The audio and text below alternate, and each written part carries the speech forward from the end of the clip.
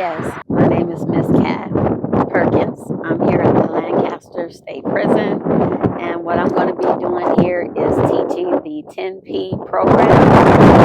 I'm blessed and fortunate that Mr. Sam Nathaniel Brown given me the opportunity to teach at the prison, and it is a blessing. Teaching them emotional literacy, emotional intelligence, and the program I teach on 2 facilities, A yard and B yard, and I have 30 participants. In the year 2010, I was married but going through a separation with my kid's father.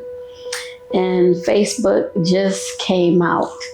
And I went to Crenshaw High School, and all my classmates were accepted friends. You're a friend of this person, that person. And so I met Ronell on Facebook. And even though we knew some of the same people, my kid's father was very abusive verbally. And then it went to physically minor.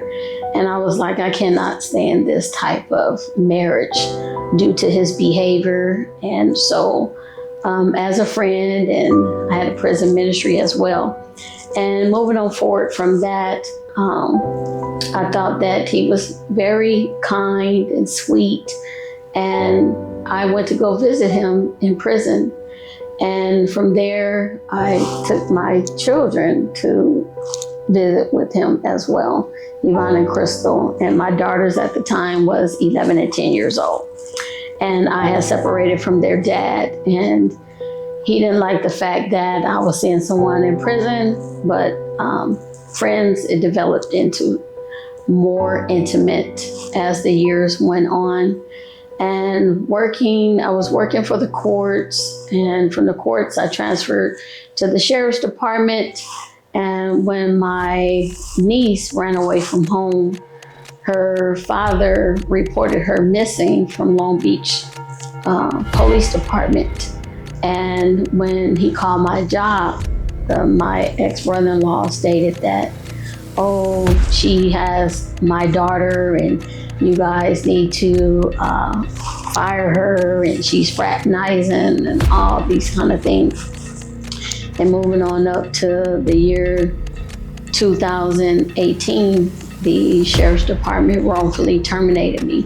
And the reason why I speeded up, because I am still traumatized. I am still affected by it psychologically, mentally, emotionally, spiritually, and financially.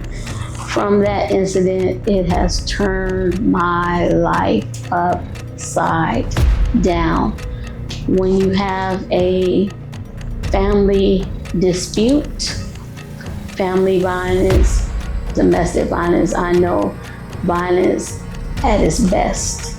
And me and Ronell's relationship, I thank the Lord for bringing him into my life, because he helped me in many ways.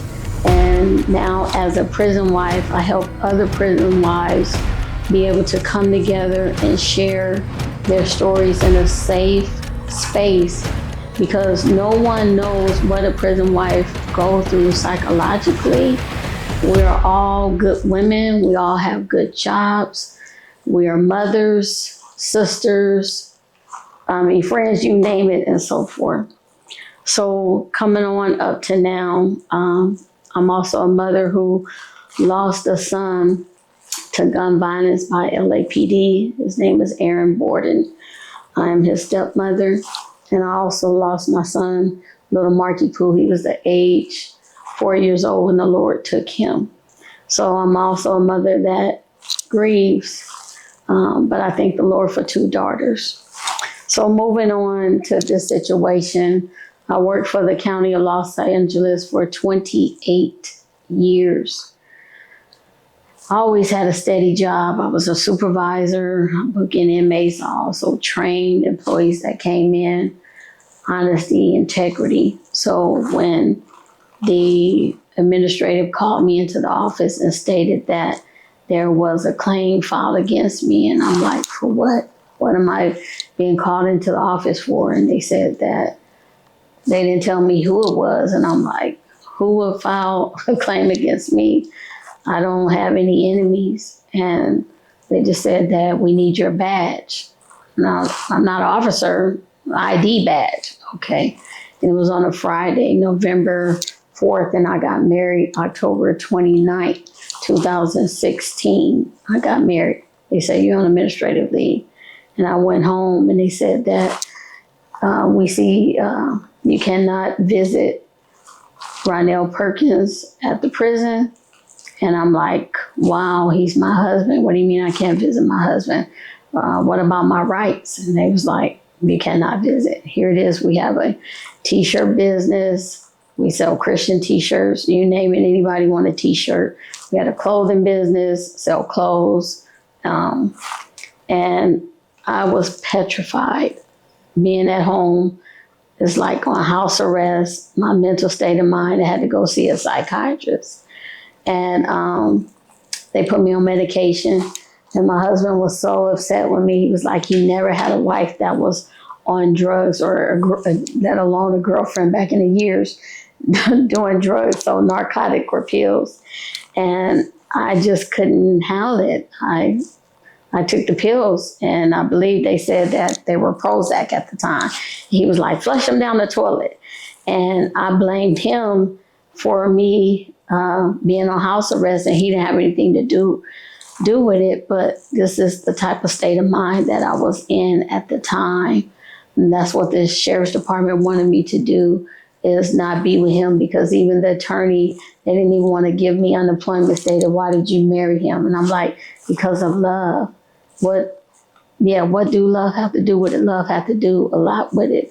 I was born and raised in the church, my foundation, but even I found myself even blaming God, like, why me? Why, Lord, why is this happening to me? Little old me, Kathy, I'm short, I'm 4'11", and in high school and all my life growing up, they call me Shorty.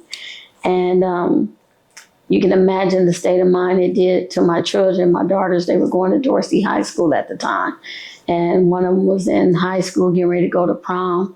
And here it is that it just turned my life upside down. And our whole family was just split the day that I was walked out of my job. And the people on my job didn't even know what was going on. Like, what happened, Kathy? What happened?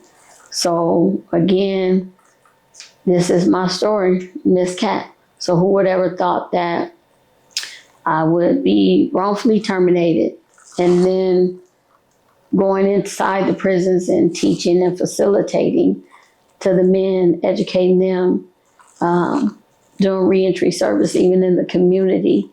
And so for my husband to be okay with that as well. So I'm going to pause right now, take a little break and hoosah and breathe, inhale and exhale.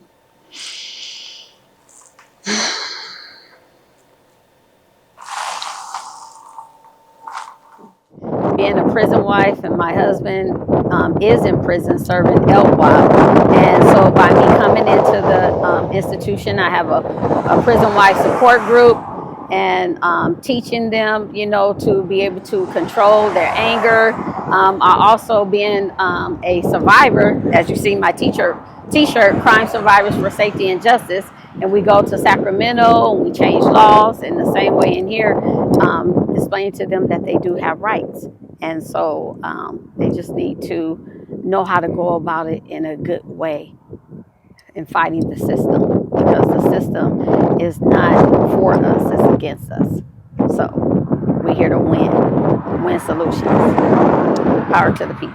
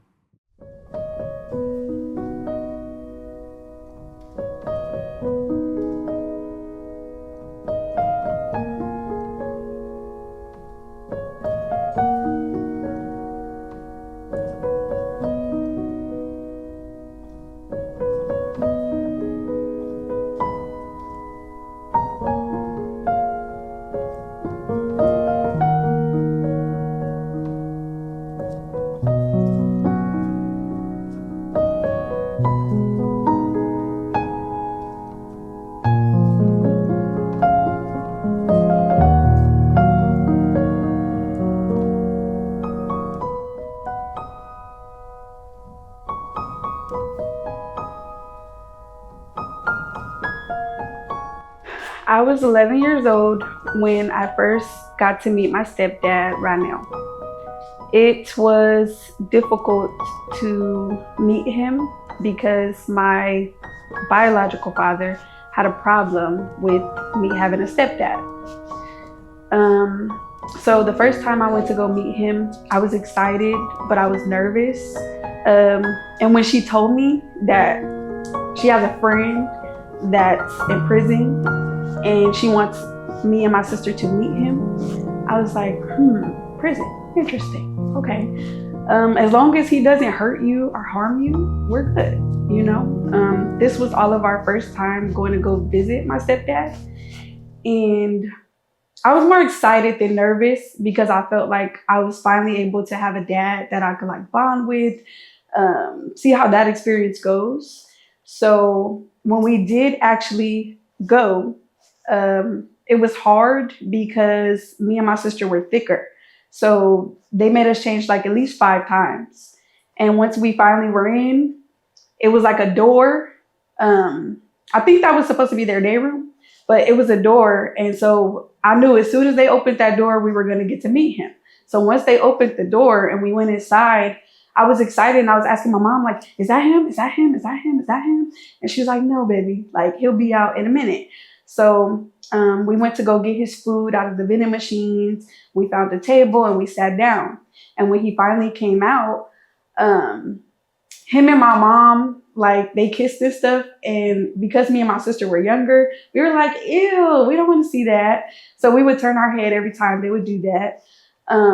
But it was real cool. Like once he finally sat down and talked to us, he was like getting to know us. He was asking us questions. And he was real informative of like life, you know, and I couldn't get that from my own father. So I was grateful that God gave me another dad. I just was sad because I wasn't able to see him every day because it would be when we would put in a visiting form and then it would be a process. It was a long, long process, but I did look forward to when he would call my mom on the phone. It was a long journey, being the fact that she also got fired because she was with him. And I know that my dad had something to do with that. I feel that he had something to do with that because how else would my cousin's dad know where she was at if she ran away? And so my dad gave him that information because my dad was a coward and he didn't want to get her fired. So he had somebody else do his dirty work. And that was very depressing for me and my mom. And my sister, because she couldn't get us the things that we wanted growing up as young ladies once she was off for that year, which was like weaves, new shoes, new clothes. But she did the best she could by having a roof over our head, food and clothes, the basic necessities. And so my stepdad stepped up like by, you know, creating stuff, drawing, putting us on with the t-shirts and just a lot of little hustles that he had us selling clothes and, you know, taking inventory. It was just very cool to have a dad finally pour into me and teach me something. It's just been a journey with him being locked up because I'm not able to see him every day. And my biological father is not present the way I would like him to be emotionally. He's there physically and not even that. He picks and chooses when he wants to be in me and my sister's life. And Ranel was a big step to me being able to express myself. Even recently, like I was sexually assaulted and I didn't know it was sexual assault until my stepdad told me that. I told him what happened and he was like, at first it was consensual, but the moment you said no and stop, it became sexual assault. And my own father couldn't even point that out to me. So I've been realized that my real dad is Ronnie. So we have made an agreement. Like, okay, if we're going to visit, we're not going to mention anything to dad because we don't know how he's going to react. He's bipolar. Exactly. He's bipolar. So 0 to 100 real quick. And so I didn't want to tell him, and I didn't. But I came across one of his lady friends, and she was like, "Oh, what are y'all doing here?" And we're like, "Oh, I don't even know who I said I was visiting. I'm not sure because it was so long ago. I just know that I said I'm here with my mom visiting somebody." Once she got that information, she went back and told our dad, and I remember him going through my Facebook and then looking for stuff to try to yell at me about. He came across one thing that wasn't even too major, and he whooped me for going to go visit King. We call our stepdad King. So I felt like that was really why he whooped me, because I went to Centinela. It wasn't because of the Facebook post or a Facebook message. It was because I went to go visit my stepdad who's incarcerated. That's I why. remember I was in the bathroom. And you got in trouble? Or you? I think he was yelling, and then I remember him whooping us. He was trying to pull information out of us. Yeah. I never. Go ahead. No, I was just gonna say he talked to us separately. It was like an I think you were in investigation. the living room, yeah. That's why it was like an investigation. He went to go talk to Crystal to see what information he could get from her by herself. Then he would talk to me to see what information he can get out of me by myself. And I remember me and Crystal prepping for this day because we knew he was gonna investigate once we got home. So we had said, okay, we're not gonna tell him. We're not even gonna say we saw Nakia. Nakia ended up saying something, and I don't know how he got it out of us, but he ended up getting it out of us that we did go to Centinela. And once he got the confirmation, then he found different things to whoop us for. But regardless, we still got a whooping for going to go visit King, and we didn't even have a choice. She was 10 and I was 11, and we were staying with you, visiting you. So it's not like we had a choice to stay at the house at 10 and 11. So I felt like my dad was really going through something mentally, because he felt like he was about to be replaced by somebody that's incarcerated, who was loving on us as if we were his blood daughters, when we're his stepdaughters, and he's loving us better than our Than our real biological father. Isn't that something? Yep.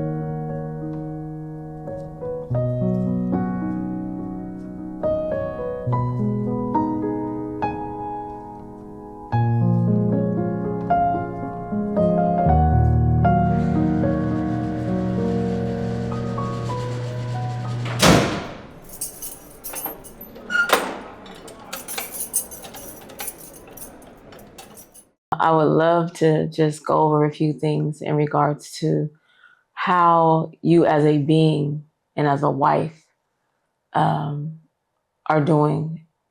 And we start from the beginning. Is that okay? Sure. What first inspired you in the career of the Sheriff's Department, for the Los Angeles Sheriff's Department? What inspired me for the Sheriff's Department is my mom. My mom been with the county for many years, so I pretty much like followed in her footsteps. My mom being a Christian woman, her faith, and working for a government agency. And that's how I got into the work of working for law enforcement as a clerk. My mom was a secretary. Okay. And that's something that we were all instilled in, create a career, do different things like that. So that was like a happy moment when you went through the testing. How long was that? The testing, it wasn't that long. I was able to type over 40 words per minute and got hired. And then I also took the test for the courts. Okay. And then from the courts, then I transferred to the Sheriff's Department. Oh, okay, that's awesome. Thank you. So how were you able to maintain a professional identity and sense of purpose over the past 28 years? That's a long time. Absolutely. Being a woman of faith, always my attitude, my behavior and character. And like I said, the way that I was raised, my mother was a teenage married woman. She had me when she was 18 years old, married to my father. She got baptized so in her womb. And so that's where the anointing from her womb and my calling, being born and raised in the church and the foundation. So that's where it started with me. 28 years. Now, what do you feel? Do you feel like 28 years was just like, oh my gosh? Or how do you feel in regards to that? 28 years starting off young. I started with the county when I was 19 years old. So I felt, okay, I'm going to start young, 19, give my 25 years. Okay, I could retire at like 43, 44 years old, Right. but not knowing, no, Social Security, you got to be like 65 and Right. over that. So my thinking, they didn't tell us nothing like that. So I was Right. thinking start young and you could retire young, and no way, Jose. Were there early signs in regards to institutionally how they are biased and discriminatory to any kind of way, just before you even got into that relationship, but just the notion of there's a bias because someone's in the institution versus those outside? Absolutely. Before the sheriff's department, there was the marshal department. And the marshal department was the county, and then it was the sheriff's department. And my mom was the first Black secretary. Her boss was, I believe his name was Bob Marshall, if I'm not, Bob Mann. Thank you, Holy Spirit. Bob Mann was his name. And she was the secretary.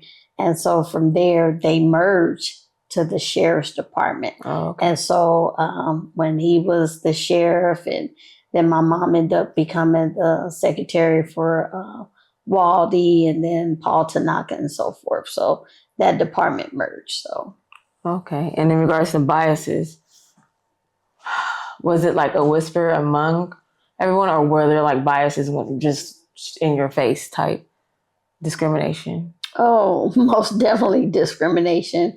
With my mom being up there, the executive secretary, can you imagine Right. a Black woman executive secretary? So they always thought and felt that I was favored or favoritism, which it wasn't. My work ethics spoke for itself. And like I said, me even transferring from the courts and my attendance, punctuality and everything, but also the color of my skin. Yes. Definitely. Mhm. No, I understand. And then how do you think your coworkers and supervisors perceived you prior to marriage, prior to all the different things that happened after, but before that, before you got married and everything? How do you think your coworkers perceived you? I think my coworkers perceived me as a loving person, a workable friendship, but knowing back then what I even know now, to me it was all fake. Because even after what happened to me, I was so hurt, like unbelievable hurt. But then everything happens in divine order. Definitely. And I can't blame them, because knowing what I know now is Right. like they could have gotten fired Right. as well. Right, right. So it's lessons learned. Definitely. So, but they will always be my friends. Oh, okay. Yeah. And then what sacrifices did you make personally and professionally on your job? Like, what sacrifices before the marriage and everything else? Like you said, being the woman of color, sacrificing if someone had something smart to say to you, or different things of that nature. A lot of sacrifice. I believe sacrifice is love. And even just like the Lord sacrificed his only begotten son, to die for our sins. So even too in my job, I sacrificed a lot, getting there early, worked overtime, sometimes not even to get paid, but Right. even for all people, not just the color of my skin, but even seeing how we were treated, even on the job. It was only very few of us, but I tell you, day in, day out, I gave my life to the sheriff department. Definitely. And to be betrayed, they betrayed me. Definitely. But all is well. Okay. Now, in regards to, I need you to walk us through what happened after you got married and what changed immediately when they found out you were married. After I got married, my life, I tell you, and I'm still affected by it because they tell me that, oh, you should move on from it. But trauma, you can't move on from trauma. It's in your brain. And even just like in the garden of Eve and Adam, and how everybody was pointing the finger, and how I even blamed God. I'm like, why did you allow this to happen to me? I would go to work and every day and provide for my family, and you can't help who you love. And I love it. I have a big heart. So even my ex-husband is like, I did everything for him, my children. And when the abuse started, even in the home, and I'm like, when I left him, it's like, okay, that's it. My world just spiritually, physically, financially, emotionally, and mentally drained. And so when I was put on house arrest and being told that you cannot go visit your husband for a year, it was like my whole rights was just down the drain. I'm like, here it is. My brother is in prison and you guys are allowing me to go visit him, but why can't I go visit my husband? So they were doing that to see if I was going to disobey the rules, if I was going to go. And my husband was like, why are you there? Why are you still sacrificing our marriage and doing what they say? And still, they're going to fire you. And I was like, what do you mean? Why don't you have faith? Why don't you have hope? And so I was starting to turn bitter towards my husband because I'm like, why are you not speaking faith? Why are you not speaking positive? Right. So it was just troubling for me. So it's still like a roller coaster because even my brain, even now, is still affected by that because it's only been since 2018. It might seem like a short period of time, but to me, it's still like yesterday. Like yesterday. Definitely. I understand. What were the official, I say with air quotes, the official reasons given for placing you on administrative leave? The officials, they said the reason why they put me on administrative leave so that they could do more investigation. But they had me on administrative leave for over a year. What were you going to find? I'm not a criminal. I didn't do anything wrong. I didn't violate any computer thing. I didn't try to get my husband out of prison. I didn't do anything wrong. All their investigation, I followed Long Beach Police Department. I told them that my niece ran away, that she came, met me outside the job down the street. She didn't come into the sheriff's department. I followed protocol. I even told my job that my niece, everything. Children's Services was involved. My niece, she went to her mom in Phoenix, and because her father was so upset, he called the job and said, she's fraternizing. And they was like, fraternizing? And so that right there, they was like, oh, you betrayed us. Betrayed you how? I didn't do anything wrong. The whole department knew that I was married and that my husband was in prison. And even when they tried to stop my unemployment, the judge said, why are y'all trying to stop her unemployment? Oh, wow. They went deep. Yeah. And they were like, misconduct. And the judge said, ma'am, did your husband come through here? I said, no, Your Honor. And he was like, well, you're going to have to take it upside, right. Outside of this because they've fired you for something more than this. So technically it was misconduct. That's all it says? That's what they said, misconduct. And then even after that, they... it was January 3rd, 2018. They said they went from misconduct, then they said fraternizing. And then they had some employees sign. And I'm like, where's my signature? You guys didn't notify me, didn't no attorney want to take the case. They were pro sheriff department. And I was like, whatever, Lord. Like, if I had to do it over again for my niece, for her running away. So apparently something happened there for her to want to run away from her dad. I don't know. I'm not speculating anything. Right. Hey, if I had to do it all over again, I would. Definitely. So, were you the only one in the department that was dating anyone that was behind bars or incarcerated? No, I was not the only one dating someone behind bars. My husband's brother was dating someone at the sheriff's department. And even through my investigative report of approved visitors, the young lady's name was on my husband's approval. And even I brought that to their attention, and they did not look at it. They was like, oh, you're trying to minimize. You don't want to take blame for your part in it. And she ended up getting arrested, but they allowed her to resign and fired me. So out of 5,000 employees, I'm the only one that got fired. And you guys stated fraternization versus anyone else. And all my supervisors in the department even knew that I was dating someone and ended up marrying someone. But yet I'm the only one who got fired. Okay. And how did you first discover you were being surveilled, and what impact did that have on you psychologically? It had a lot of impact. Being a mother who lost a child, and then having my 2 daughters, looking at them like, what are we going to do? I'm going to be homeless. I just went in a dark place, not being able to go visit my husband in prison, sitting at home on house arrest, and looking at my children go to school, Dorsey High School, and I'm just sitting at home and can't do anything. It was like I was in prison myself. And then being a prison wife, you can imagine the psychological. I was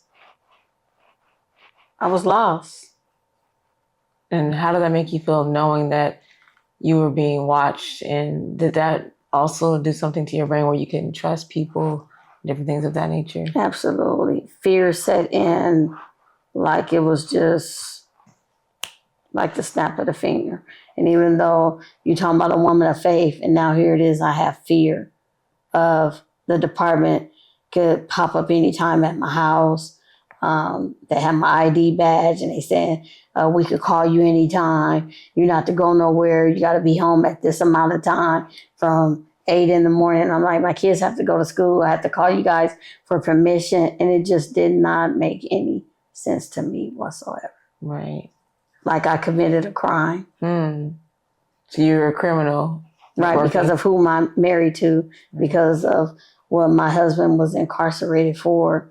They held me to his standard. And I said, that is the worst punishment anyone can have. Not only that, and then also how society is judging me for being a prison wife. It was like it was unbearable. So you were guilty of loving someone? Yes. Interesting.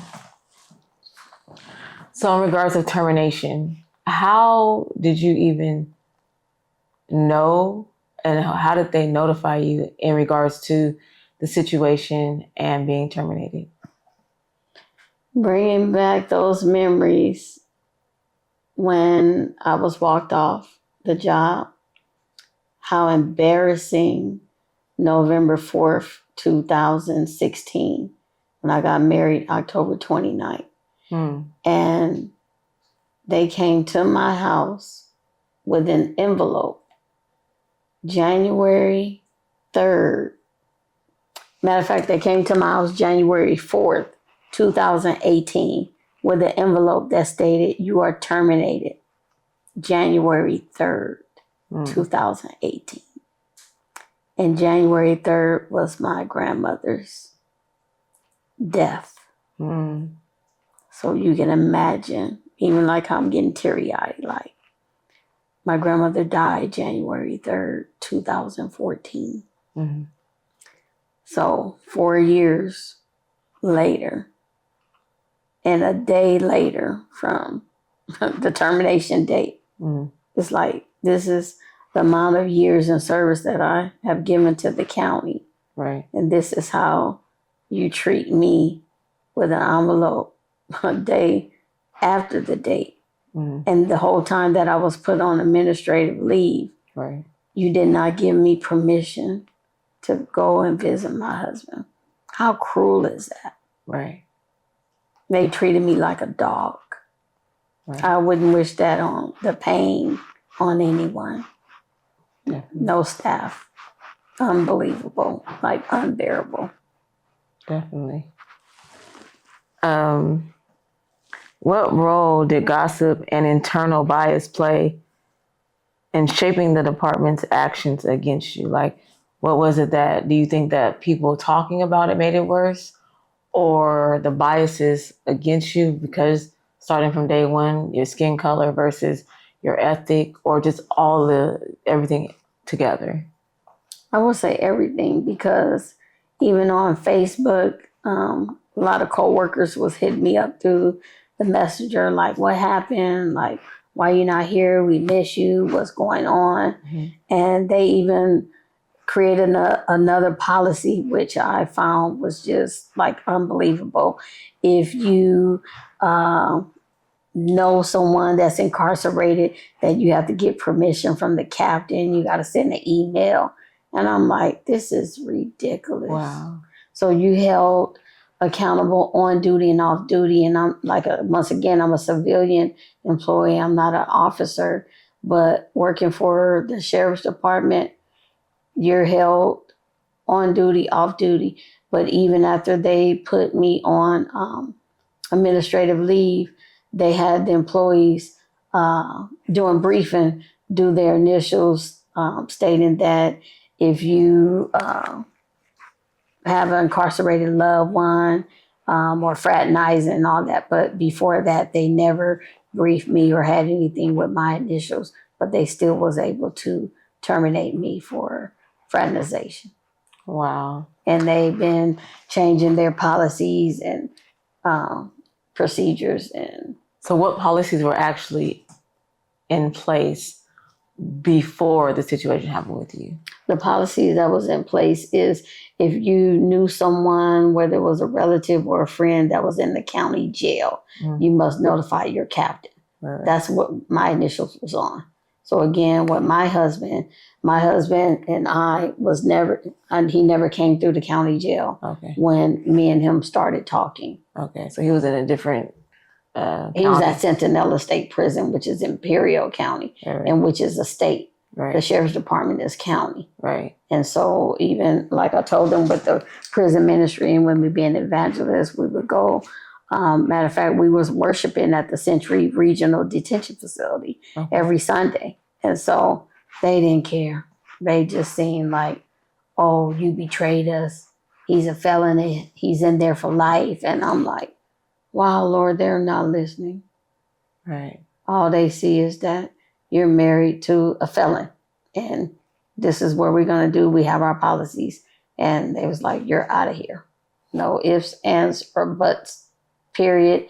I don't have no write-ups. Came to work every day. I train. Straight termination. Straight fired. I'm sorry that you had to deal with that. Me too. How were others in similar relationships treated differently by the department, and why do you feel there is double standards? Well, some of them are still there even right now, and they have husbands that are incarcerated. They have a husband that just got released, but I'm not a snitch. Sheriffs, they have to do their own job. But again, I was wrongfully terminated. Now, do you think that there's a bias for any things or standards in regards to you versus the next person? Absolutely. Okay. Absolutely. Okay. And what was the niece incident, and how did that factor into the department's retaliation? Well, my niece, I believe that her father thought that he could sue the department and tried to sue me. And because that didn't work, and I thought or felt that the sheriff's department was like, well, let's just give him his way. Let's fire her. Let's do all this. Let's do all that, which everything was unfair. But it was discrimination against my constitutional rights, the whole 9 yards. And do you think that in regards to the brother-in-law calling, do you think that it would have went as far as it did? No. Okay. Because even it was one, I believe he was a lieutenant or a captain. Even he told me, he was like, this is a family matter that should be done in family court.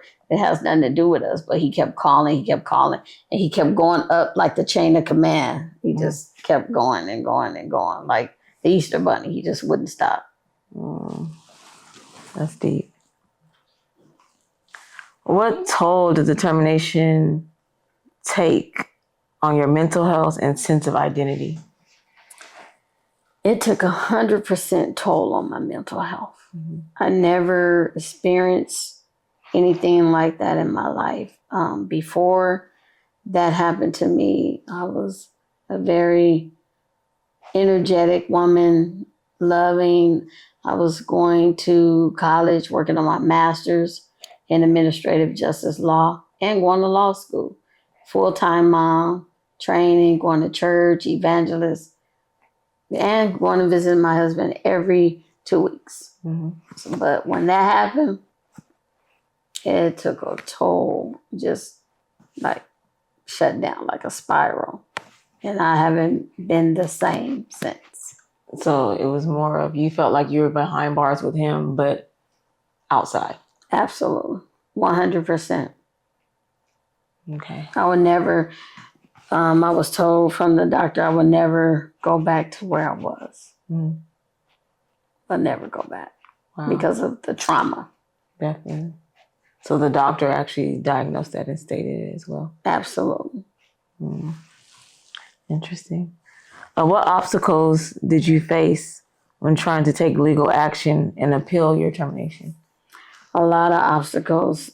I tell you, the federal U.S. district, I think it was a shutdown or something in 2019 or 20, because even 2020 COVID hit, and I tell you, no attorney wanted to take my case. Right. It was like somebody was on the sheriff's side. And then the attorney that I did get, they took it on as not even as a pro bono, but saying if you win, we would get our percentage, 40%.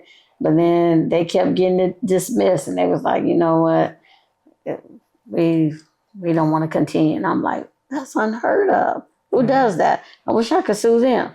But again, the statute of limitation ran out. So, wow, it's unfortunate. Definitely. That's very unfortunate. Yes. How did your personal experience shape the understanding of the institutional cruelty? My personal experience shaped, it's a lot. It's a lot. My personal experience, what I went through, it has shaped, turned for the good. And what I mean by that, what I went through right now, my faith, I thank the Lord that is much stronger. I'm more wiser, helping more folks that need to be helped. I actually serve the homeless population.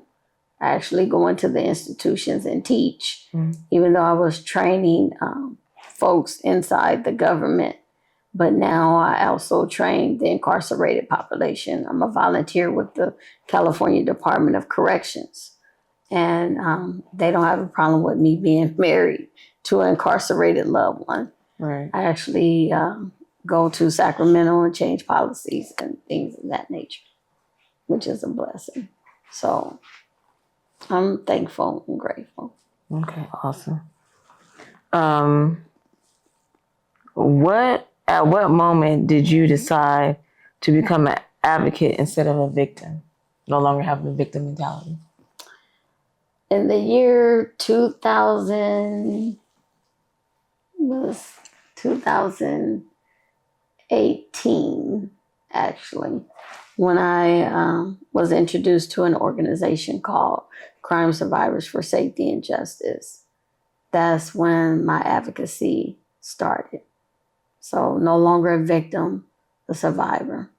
And from a survivor mentality, a thriver, and now a warrior. So I do a lot of advocacy and activism. And that's when it started. Okay. And so I started some support groups, self-help support groups, and on my healing journey. So with healing and resources and to help other victims become survivors. And if I can make it and survive, so can they. Okay, awesome. What do you hope the public understands about being incarcerated and having Black love? Well, the public can be cruel. Very much so. And so you have multiple different race and people who believe and don't believe. So it's my job to educate, engage, and empower. And so that's what I hope. And hope is the acronym of helping other people excel. So you're going to win some and you're going to lose some. Amen. Amen. In what ways does your story unique but reflect a larger systemic issue? So how does it, even though your story is unique, how does it reflect what the system is doing? Yeah, my story is very unique. The system is something else.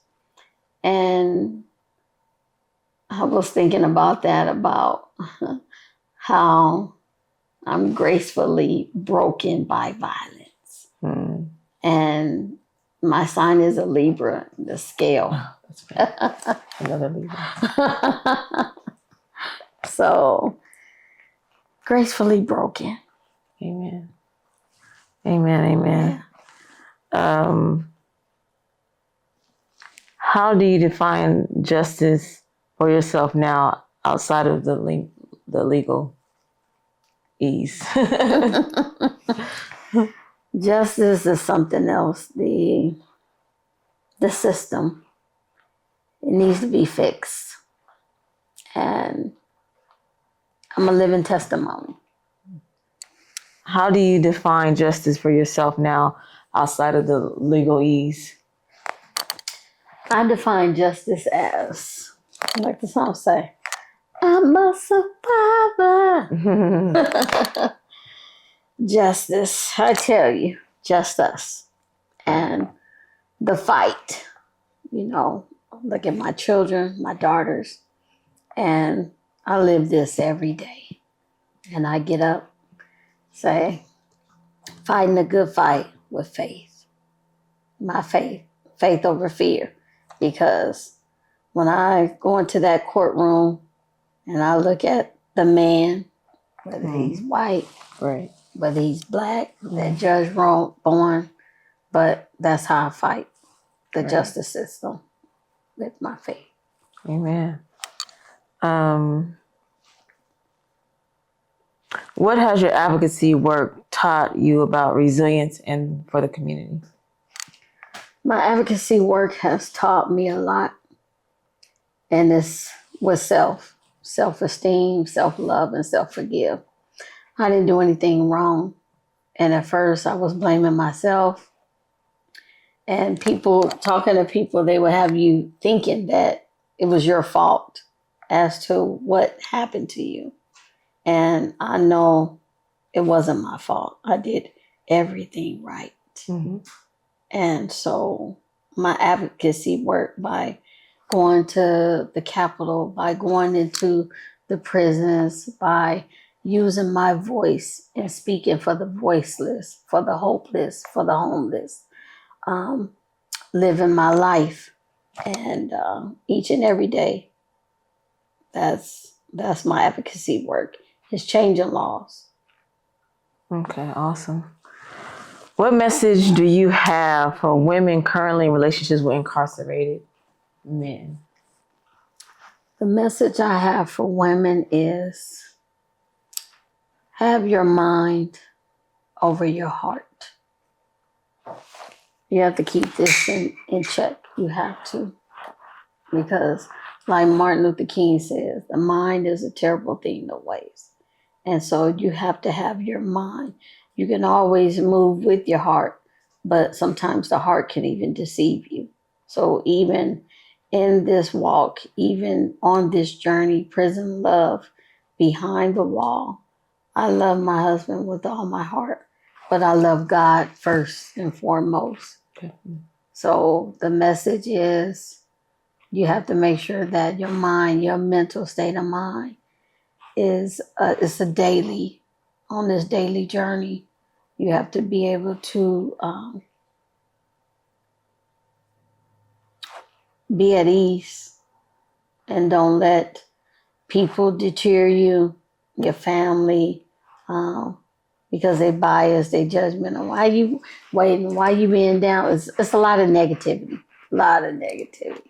You don't get a lot of positivity. That's why we have self groups, self support groups, and things of that nature. So they have a lot of women that were met within, met on the outside, and so forth. But the message that I would give to the prison wives: stay down, but also take care of yourself on this journey. Definitely. How common is it for justice system employees to be punished for personal relationships? Look at me. I was terminated. Right. Without a cause. I didn't do anything wrong. I was fired because of whom I'm married to. Right. Why is it still considered taboo or even criminal to love someone behind bars, especially Black women? Well, taboo. Because you have a lot of men that plays on women. Hearts play on their minds. A lot of relationships don't make it. You have a lot of con artists that play on women, Black women. And I have been in multiple relationships from behind the wall, even before I even started county jobs, government jobs, growing up and so forth of that nature. But that's why. A lot of negativity that we use you, while they're in there doing time. But you have some beautiful relationships that turn out that are loving. What was it like having a relationship with your stepfather, Ronell? Overwhelming in a good way. I was excited to meet him, and then I was terrified of my father's reaction of me getting close to my stepfather who is incarcerated.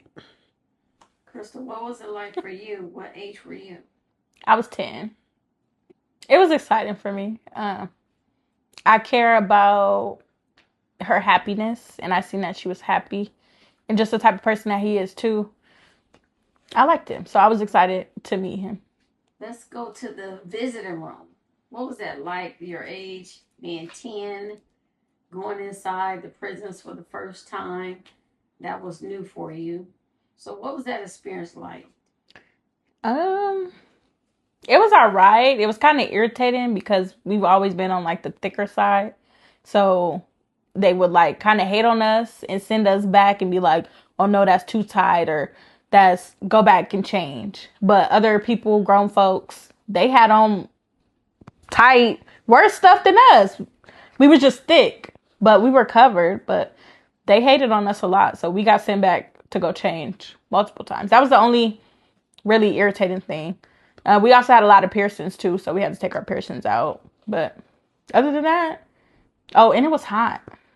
It used to be hot a lot, but it was good. Other than the, what are they? Deputies, sheriffs, whatever they are, COs. Other than them, keep sending us back. It was cool. You have a prepaid call from. This call will be recorded.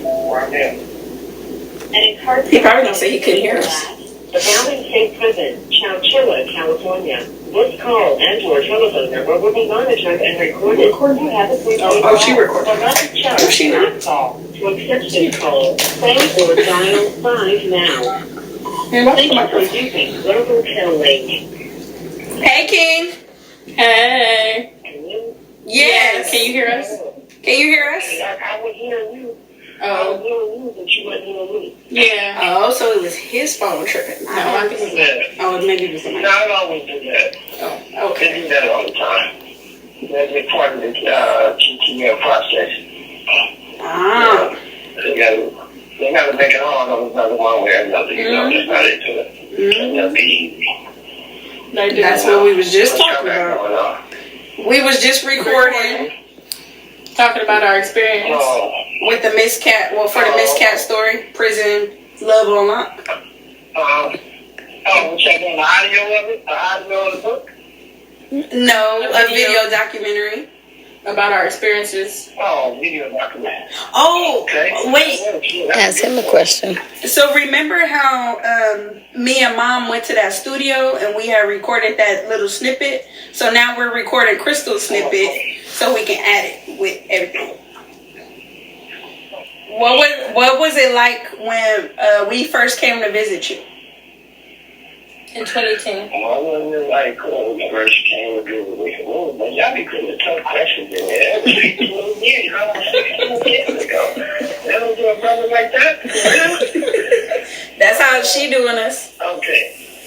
Yeah, I know. So, yeah, she always do that. You talking about when Real Christian first came, not when she first came. Yeah. Y'all didn't come with the first time. Yeah. No. Shoot. Well, it was a very good experience for me. You know, Christian spent a lot of time in the play area, if I remember correctly. And I was you hung out more with me on the patio, right? Yes. You know. But, no, I always enjoy, all my business was the same. I always enjoyed spending time, you know, with y'all as a family. So, and made my day. Spending time and answering about tough questions and, you know, doing what we do. You know how we used to do it. You know what I'm saying? You know, watch you stuff your mouth. Watch your cheeks sticking out. And you putting so much food in your mouth. I still do that to this day.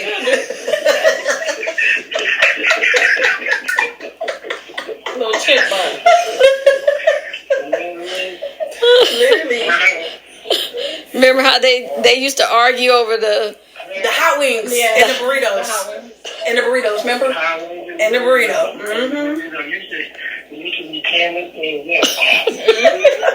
It was good. Crystal used to give me all the burnt chicken, remember? I still. Yeah. She be giving me the little good pieces. Yeah.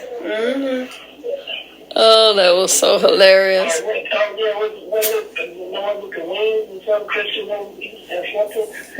Yeah, the wings. And the burrito. Oh, remember we would get him all the hot Cheetos, all the candy, and then we would eat his candy and his hot chips. And he would be like, did y'all get that for me? Oh, and the burger. Oh, that burger was busted. Remember when we would eat your food that we would get you? The jalapeno burger? Yeah. He know exactly what we talking about. Yeah. Hilarious. $1 jalapeno burger. The jalapeno burger today is like $10, $12. It is. $10, $12. Ooh. Chicken, and the chicken in my wings went from like $4 to like $12 or $10 or something. They be sticking it to the people now. That's crazy. That's inflation right there. When was the last time that we visited you? That time you were Crystal? Yeah. When you were 15? Yeah. I thought you were 15, Crystal was 14. and you were 15. Yeah, 10 years? Something like that. Whoa. And like, It's been that long? I didn't even know that. Damn. We need to come visit you. Yeah, we need to come visit you. We didn't know it was that long. Time just be moving. Yeah. We got to that time. Waits for nobody. That's crazy. Yeah. Well, 15, 14. That was it. Yeah. We're 25 and 26 now. Mm-hmm. Yeah, we need to go. Time go by fast.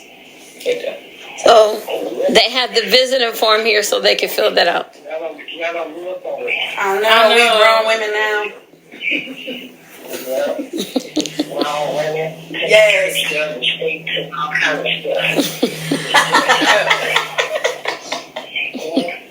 Yeah. So the drive going to Centinela Prison, How long was that? Like 3 hours? 3 hours. 3? Like about 3. 3.5 hours.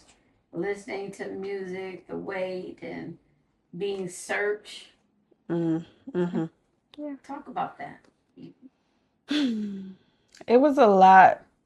It felt like the airport, having to take off my shoes and them going through my shoes, having to take off all my piercings, and how she mentioned, and then even certain hairstyles, they would make me mess up certain hairstyles because they wanted to check in my hair. And I realized y'all not doing that to other cultures. Y'all only doing it to us because we black. And then we're so young. And if we do snap, now they would tell us you have to leave the property and you're not allowed to come back. And I feel like they target black people by testing to see how they're going to react. And we never reacted in a negative way. It was always like, okay, we'll go change and then we'll come back.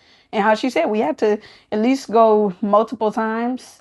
But then Mom ended up being smart on them and bringing extra clothes in her trunk, so we didn't have to walk all the way back to the visiting to try to find something. And then if there wasn't nothing, then we would have to leave for the rest of the day. And that was a lot, having to drive 3 hours from 12 in the morning, 1 in the morning. We left early in the morning, and we just wanted to go in and talk to him and sit down with him and eat, play games with him. We would play Uno. We would draw.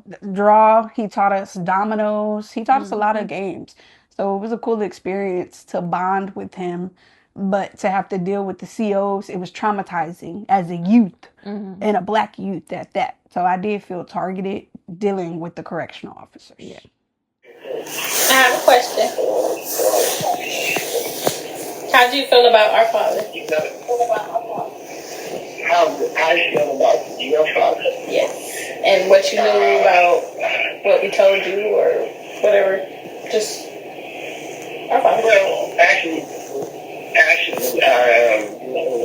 don't know what things about it to be true with you because I don't know them. And I know what y'all told me, right? But I don't really have an opinion about them. Like, I don't have the negative on and when I get y'all have that positive because I don't know him. I don't really have no negative thoughts to him because I really don't know him. You know what I'm saying? But now I understand the things that y'all told me and that the money that shared with me. I understand what type of person I got an idea of what type of individual he appears to be. You know, we have one little area he conversated with my business.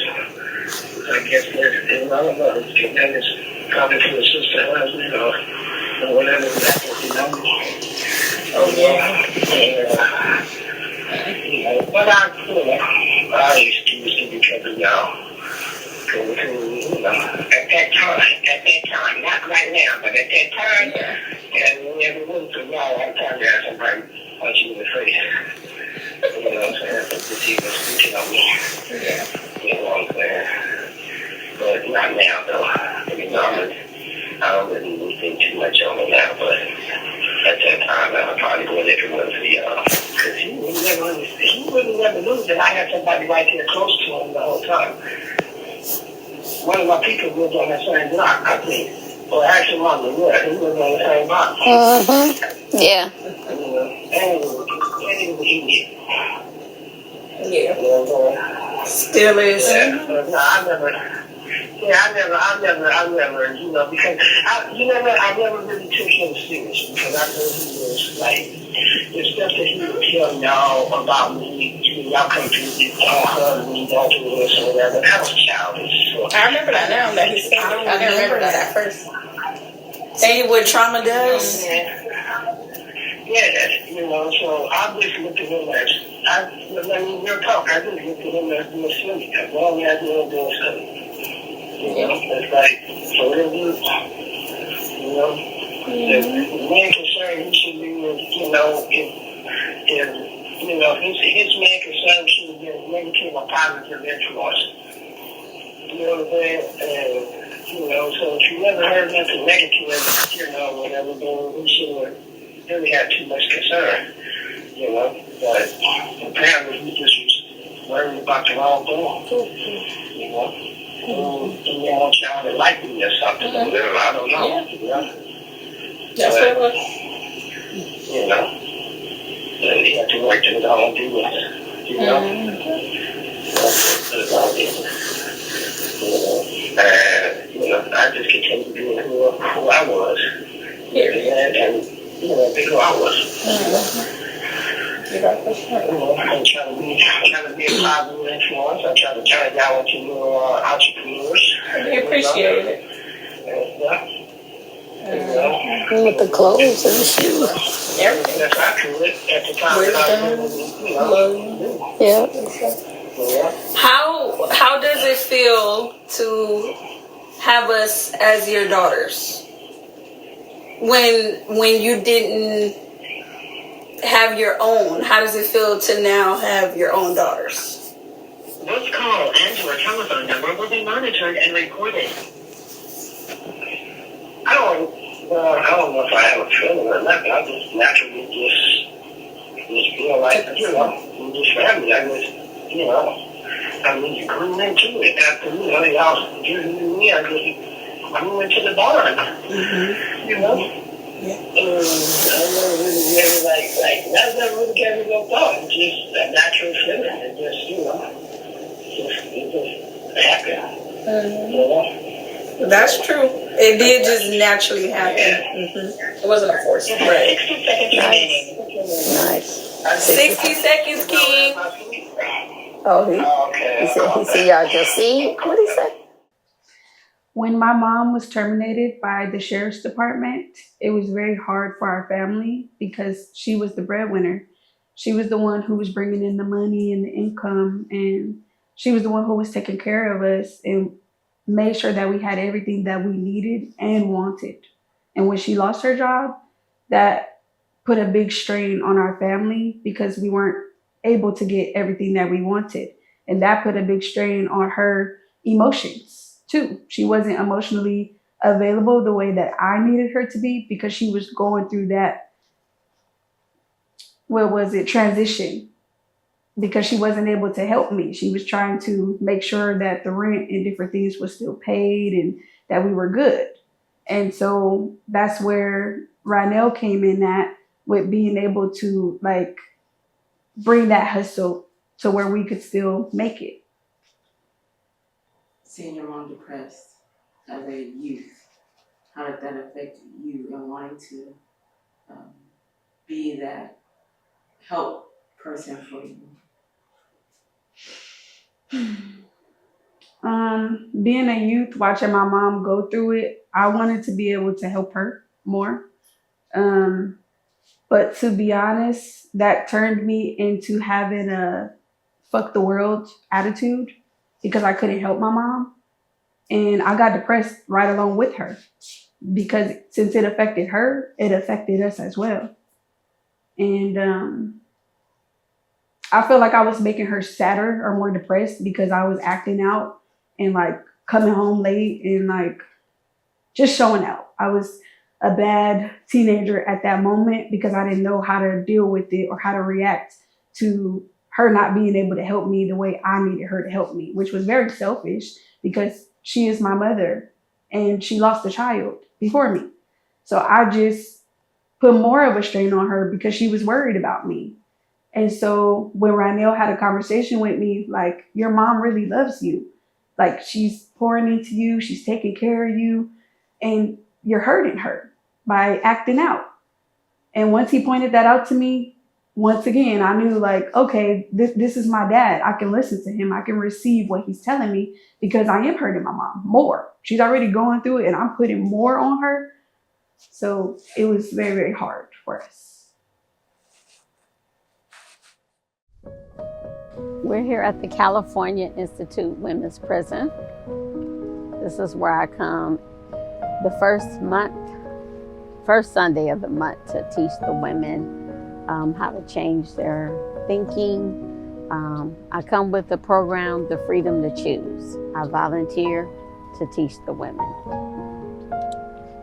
And what does it mean to you to be able to come into this facility and other facilities to teach? Because I was impacted,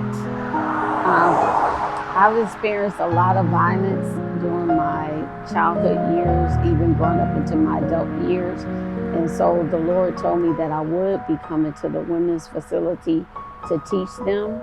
And so that's what I do. I give back to the community, to the Women's Institute, as well as I do to the men.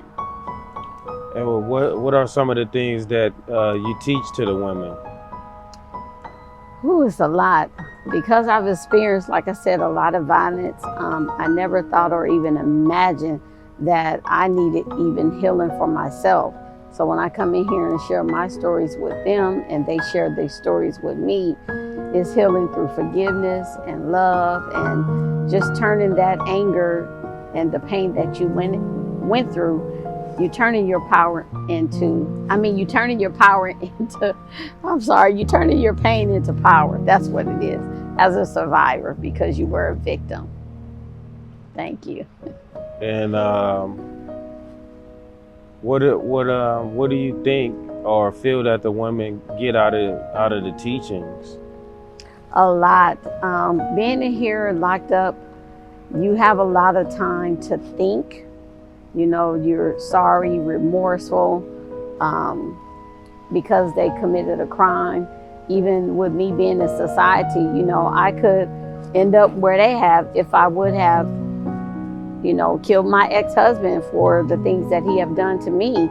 So they just said, wow, Miss Cat, like, we appreciate you coming in here teaching us and sitting in the circle with us, but I appreciate them too as well. So we both learning together. It's a blessing.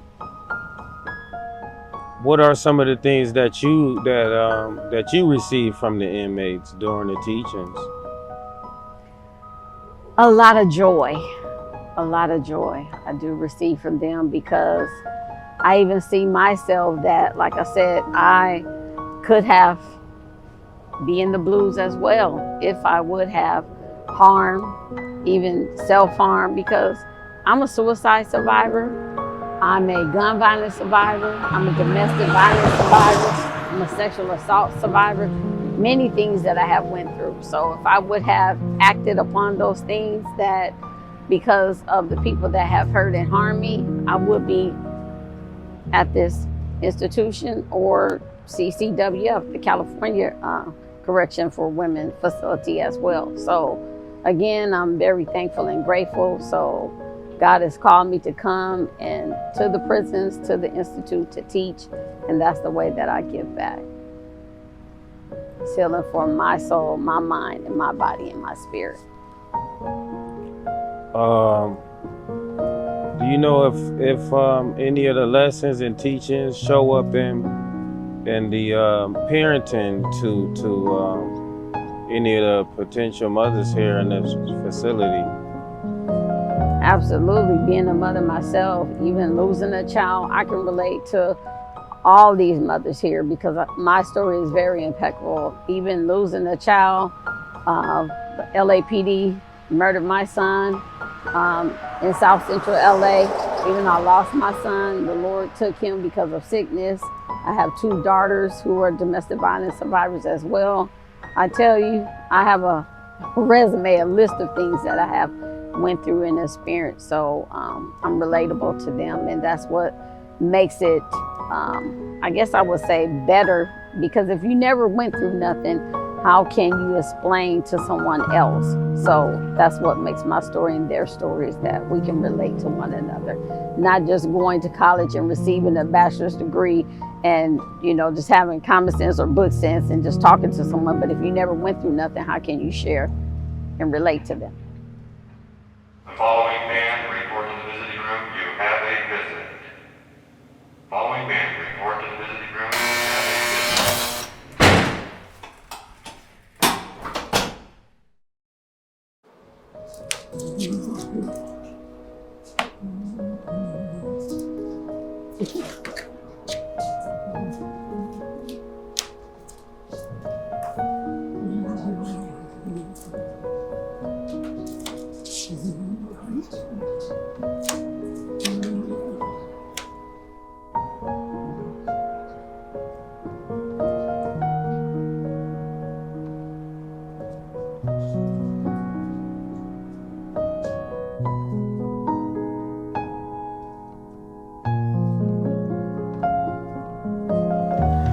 So, Miss Cat, what is it that you're looking at?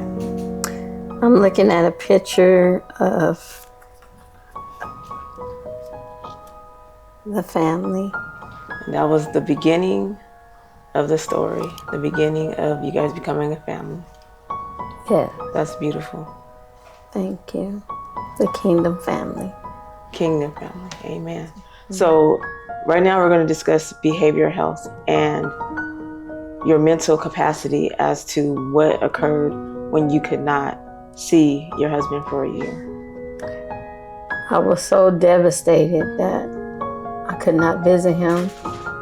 You can only imagine that visiting every other weekend to non-stop that you cannot go visit.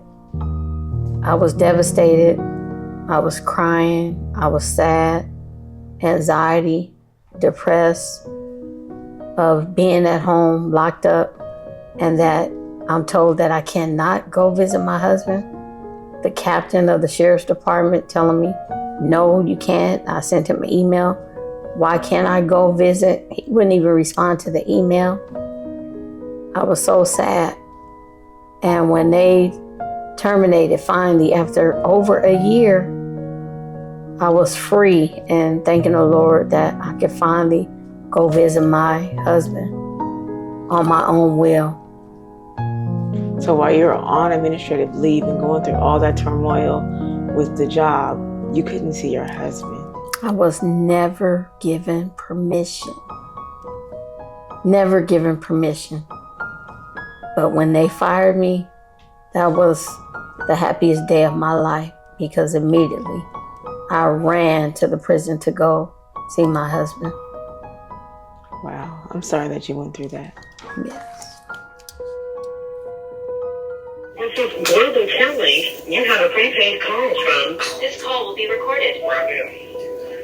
An incarcerated individual at a Valley State Prison, Chowchilla, California. This call and your telephone number will be monitored and recorded. You have a prepaid call. You will not be charged for this call.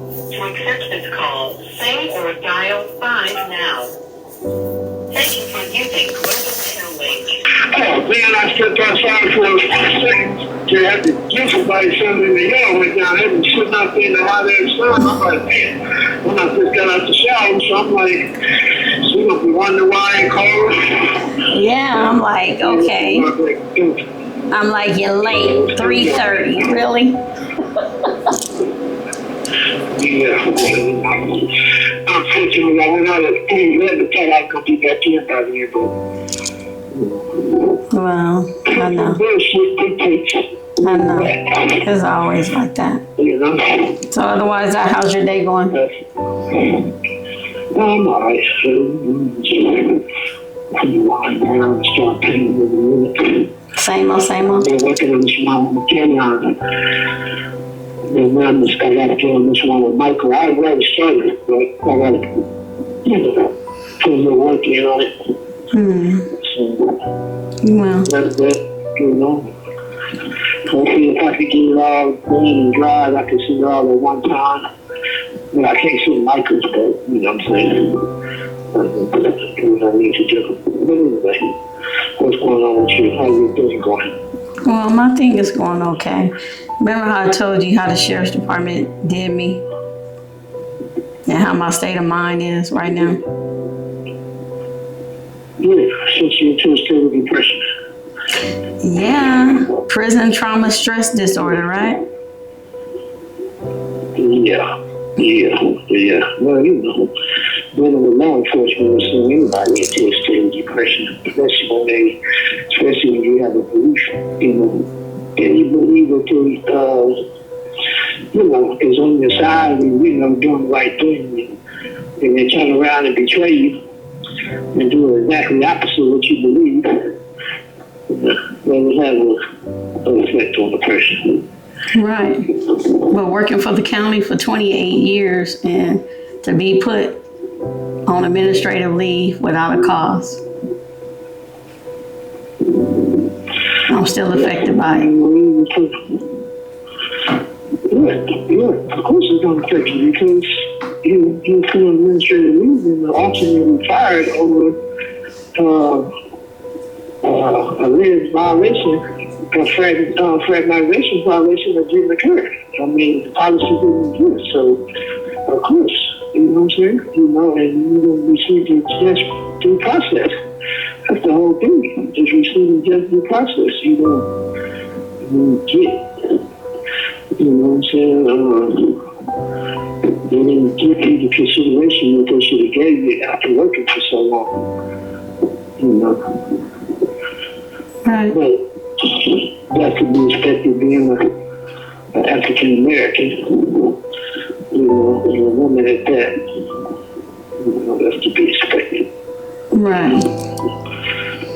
You don't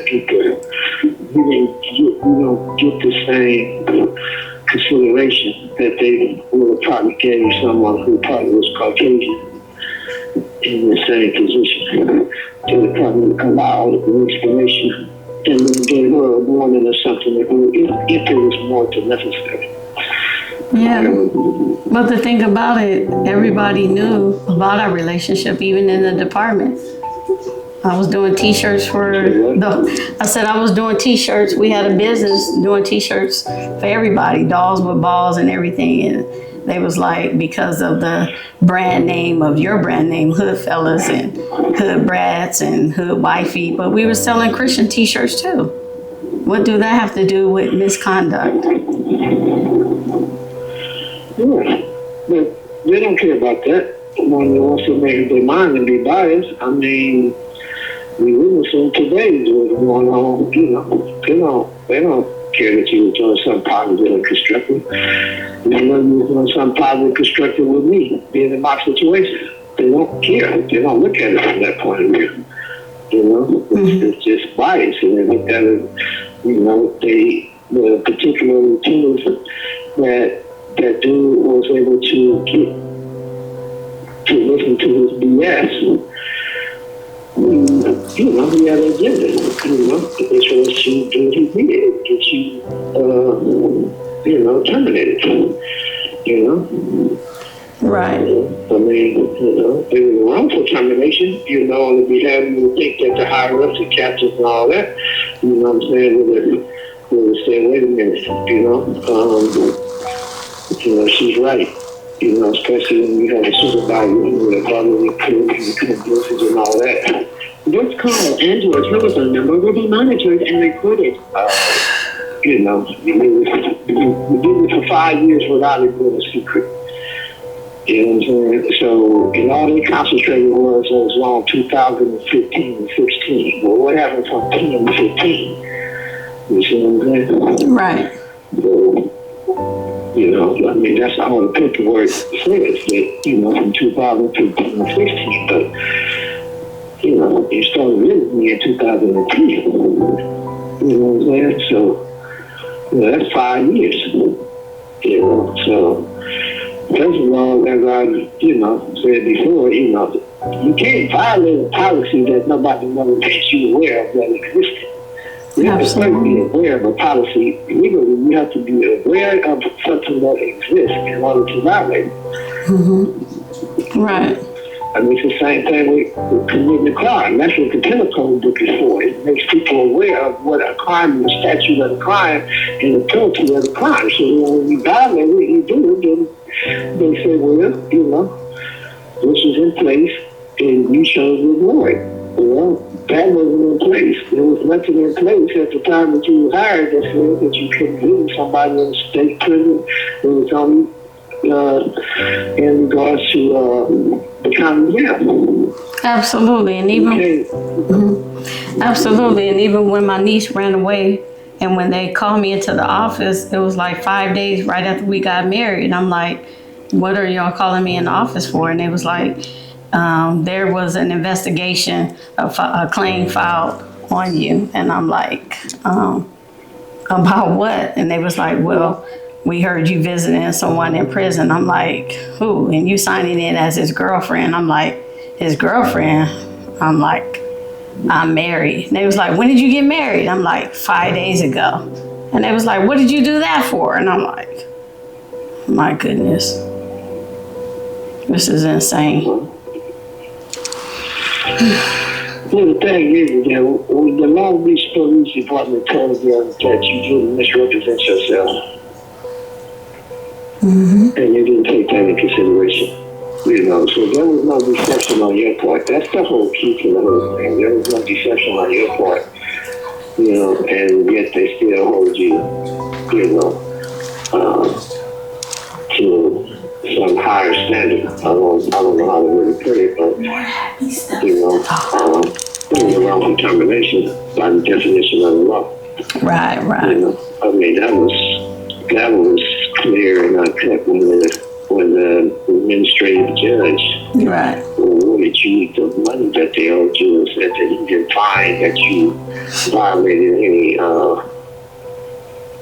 policies, departmental policies or whatever. So at that point, it should have stopped.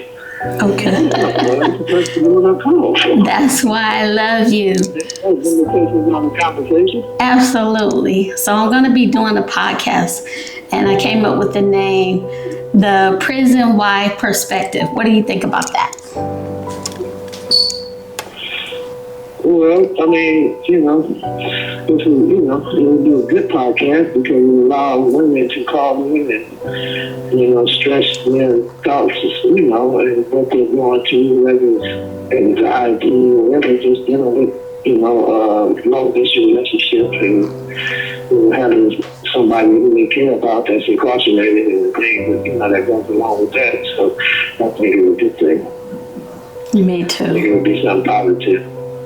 Absolutely. I think so too.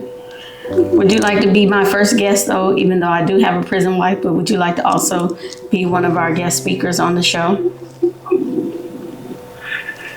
As a prison husband. I'll be supportive of whatever you do, so, do I really have a choice?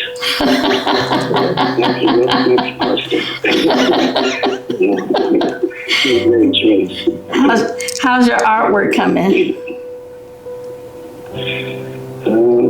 Like I said earlier, working on it's coming along pretty good. I think it's coming along to the point to where the person who I've been trying to get to give me some pointers, I think he's shying away from that because he's seen that my work is getting to a certain point. So I think he's starting to see me as competition. I'm not competition. I send all my stuff to the streets. I don't take any projects really in here. So, but yeah, he's coming along with I'm mastering this audio. It was oil paint. Oh, that's right. When I first met you, you were drawing with, I can use the word drawing now. You were drawing with pencils, right? Yeah, color pencils, pencils, pastel,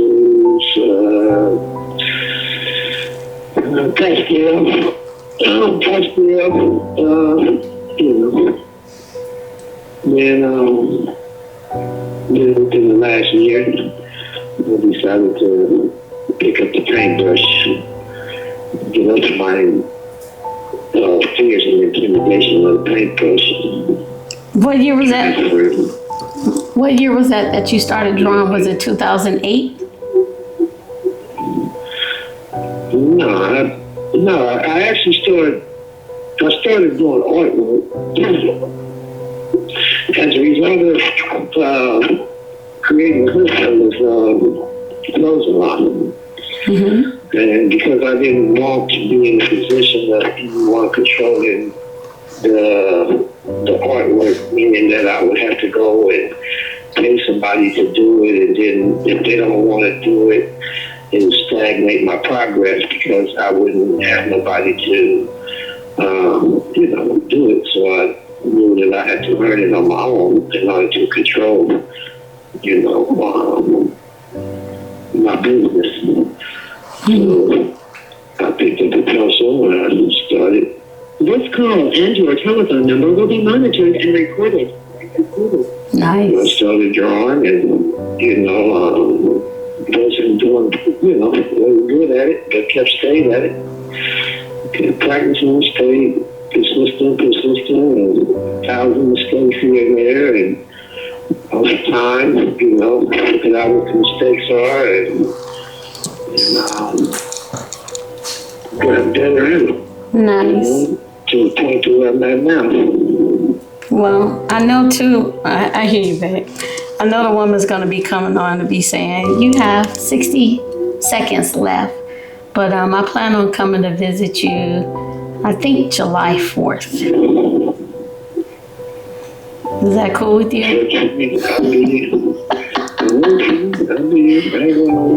You sure your girlfriend's not going to come visit you? Somebody said look at your door and said she's my girlfriend. I'm sure she's not going to get in. She ain't on my list. That ain't how it works. When you pop up and say one thing and it just happens, you got to be on the list. And I don't have nobody on the list. You have 60 seconds remaining. Yeah, so in other words, I'll let CDCR staff deal with that. They take care of that problem. I won't I won't even know about it. See how you make me laugh? Laughter is good for my soul. That's why I love you. All right. Give me some kisses. Mwah. All right. I'll talk to you later. All right, my love. Hope your thing go well. Okay. As I told you before, just relax, do your stuff, tell your story. Okay. Check your text back by 4:30. I might need you to call me back. Okay. All right. Check your text. Check your tablet at 4:30. All right, my love.